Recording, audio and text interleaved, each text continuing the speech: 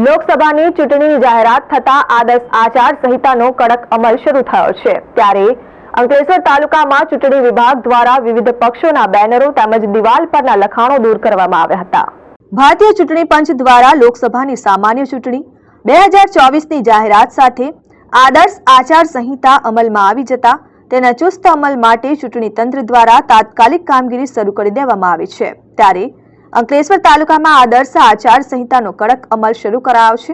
અંકલેશ્વર તાલુકા વિકાસ અધિકારી દ્વારા તાલુકાના ગામોમાં જાહેર તથા ખાનગી ઇમારતો પરથી રાજકીય પક્ષોના પોસ્ટર્સ, બેનર્સ, ભીંત પરના લખાણો સહિત અન્ય પ્રચારાત્મક હટાવવાની કામગીરી શરૂ કરવામાં આવી છે।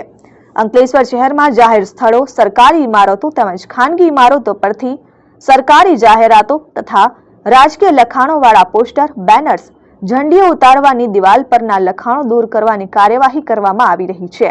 ભારતના ચૂંટણી આયોગ દ્વારા લોકસભા સામાન્ય ચૂંટણી 2024 તારીખ 16/3/2024ના રોજ જાહેરાત કરવામાં આવેલ છે। આથી આ ચૂંટણીમાં ઉમેદવારો અને રાજકીય પક્ષો માટે આદર્શ આચારસંહિતા તારીખ 16/3/2024થી અમલમાં આવેલ છે।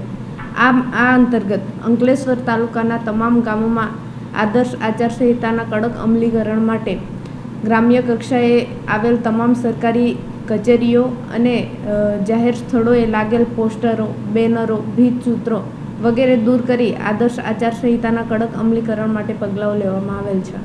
Dharmesh Patel, RN news, Ankleshwar.